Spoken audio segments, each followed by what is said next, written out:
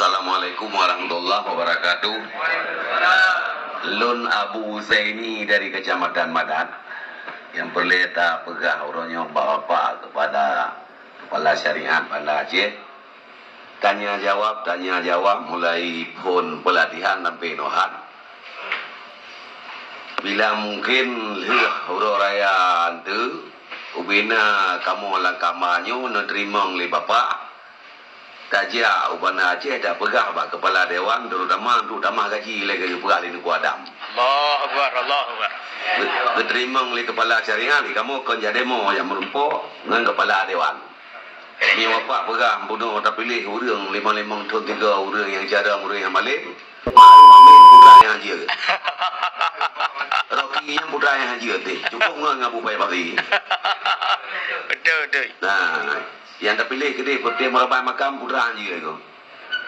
Madu awak jarang awak temengun. Jadi yang ke le puasa antu kamu mantu ni pada membawa kecamatan meja Banda Aceh nak terima mentang ni apa lemah terpatok kan tu dewan. Hana umpai kamu. Meni apa ga honor untuk makmu mati munyo puer tu anak hai makmu.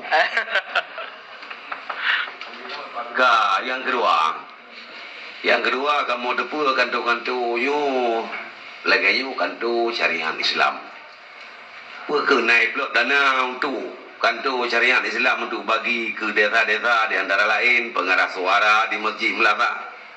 Beta pegah pemakmu je. Ampli atau ibi lewan di nya.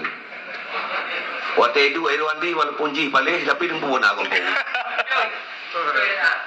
Yang ke pengarah suara pun haji plot dana untuk syariat Islam jadimu musalla apa ana bak Melaka alung musalla ketika orang mati temayang.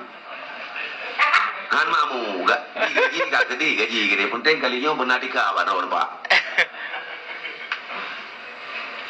Monan matang. Terima kasih. Pulang ke Dengkurai.